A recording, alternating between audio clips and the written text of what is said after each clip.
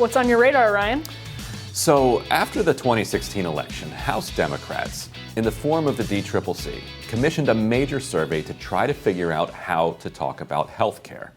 We obtained a copy of it at The Intercept, and their conclusion was straightforward.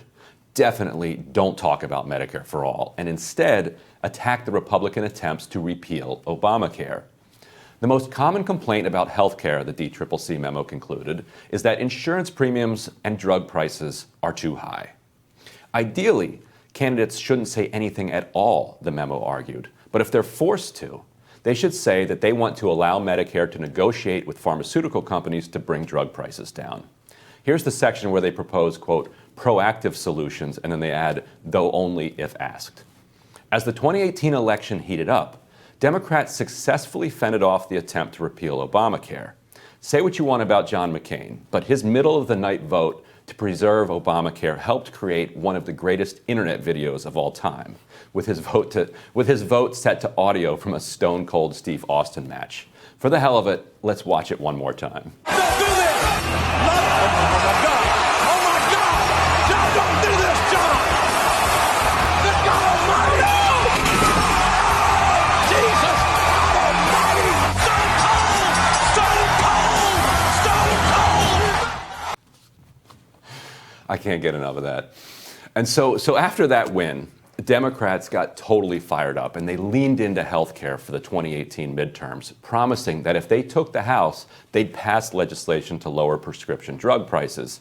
They did take the House, and they did pass that legislation, but negotiations with Trump fell apart and nothing became law. So the DCCC ran again in 2020 on practically that single issue. Elect us, and we'll lower your drug prices. The idea that that was smart politics is tough to believe. Running on lower drug prices is like saying you like puppies. In a survey, every voter is obviously going to tell you that they prefer lower drug prices to higher drug prices. That doesn't really tell you much. Still, that's what they ran on, so House Democrats are now convinced that they'll lose the House if they don't deliver on this one loud promise that they made. Their bill is called H.R.3, and it allows Medicare to use its leverage to negotiate with drug companies to get prices down, and it uses the money that's saved to expand Medicare to cover vision and dental. It's not changing the world, it's not Medicare for all, but even this incremental step forward is a huge lift for House Democrats, and Big Pharma is spending furiously to fight it. They even teamed up with some of the building trades unions to run an ad thanking Democrat Scott Peters for sticking with them on H.R.3. A source sent me a copy of it. Here's what it looks like. Life-saving cures and medicines in facilities built by skilled union labor. This partnership between union labor and the biopharmaceutical industry supports $7.3 billion in construction investment and $200 million in wages for California workers. These good-paying union jobs are essential to California families.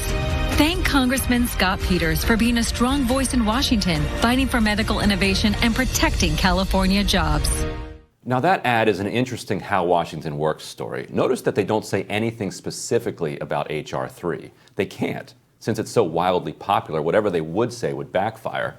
So the approach they take is instead to sort of implicitly accept the premise that, yeah, maybe drug prices are too high, but hey, we use that money to build buildings and for research, and when we build buildings, we use union builders, so really, everybody wins.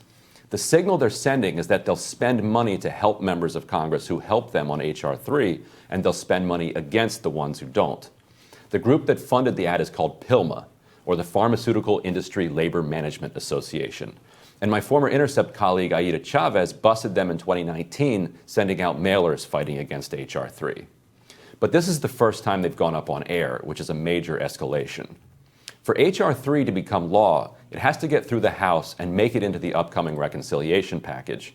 H.R.3 is what Bernie Sanders was referring to when he said he's pushing to expand Medicare in the bill. It's going to be close in the House, though, thanks to Democrats like Scott Peters. Peters was elected in 2012 in an open primary in California in which national progressive groups all got behind a progressive challenger named Lori Saldana. And the party establishment and corporate money all got behind Peters. He just barely won, and he's held the seat since. Just to show you how much losing one primary can matter, he became head of the New Democrat coalition, the big business wing of the party, and has ever since been a force working against the progressive wing. Still, backers of the bill are confident Pelosi has the votes to get it through. The next problem is the Senate, where Ron Wyden, chair of the Finance Committee, is slow-walking it and raising some of the same issues Democrats already worked out in the House. That, by the way, is one of the problems with having two legislative chambers. Neither of them pays any attention to the other, and so the process has to start from scratch each time.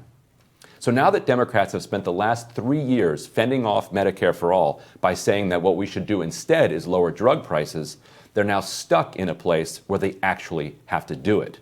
It is, quite seriously, the very least that they can do. If they could get something like this through, do you think it would actually deliver the benefits that DCCC does? And if they don't get it through, do you think that it comes with the cost the DCCC has, or are people just not paying attention enough to this issue? I think that's true, and it reminds me, your last point is true, people aren't paying enough attention. It reminds me so much of what happened with the infamous 2012 Republican autopsy of that presidential election and everything that went wrong. And the way Democrats ran on health care in 2018 in the midterms, it clearly showed that this was working.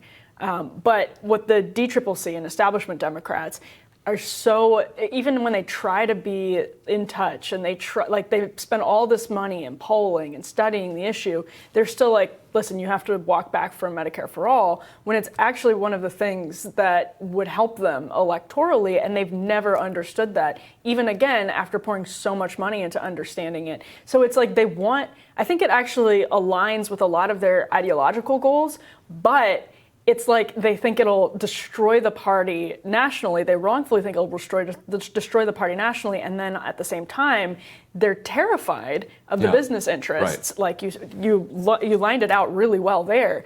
They can't get that sort of chirping from the business interests out of their ear. They're just terrified, and it puts them, I think, out of step with people. Right, and the reason they're going for this negotiate drug prices and use the money to do vision and dental, because even though it's up against the pharmaceutical industry and the building trades, which is interesting, and I bet Pelosi is probably going to have a word with the building trades once they see that these ads are out there.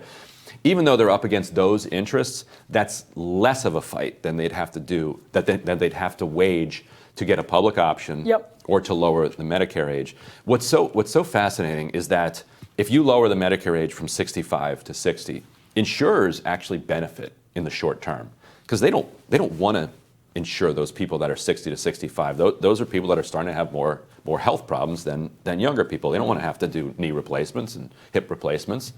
And yet, because they're so politically and ideologically opposed to expanding public health care, they are fighting that tooth and nail, because they're worried that once you lower it down to 60, that creates momentum, and then a couple years later, people who are 60 are getting it, and you're like, well, wait a minute, why don't we take it down to 55? Yeah. Why don't I deserve it if the person's 60? And then once you're starting to ratchet it down, they figure that they're eventually going to get pushed out, and they might be right. And so Democrats, seeing all that resistance, are like, let's just fight the pharmaceutical industry over a couple $100 billion and give people dental and vision. Yeah, and people know this, but to the extent that there are plenty of ideas on what to do with our healthcare system, right? Like that's a long-standing sort of gripe, is like nobody knows what to do. It's like, well, no, there are plenty of ideas. The problem is there are no ideas that allow politicians to balance special interests along with also a working and efficient system. And so to see sort of like the pursuit of a narrow goal, I think speaks to that. I'm not opposed to pursuing these things on sort of like an individual basis, because I think that's probably, it makes the fights, to your point in this entire thing, more targeted, and in that sense you can sort of barter more easily and say, we'll give you this and this and this, but at the end of the day the bartering is still happening. Like, we're not actually getting anywhere on healthcare, and people are suffering for it. Yeah, and I do actually think with one final push that they could actually get this done through this reconciliation package. Absolutely, I think so, yeah.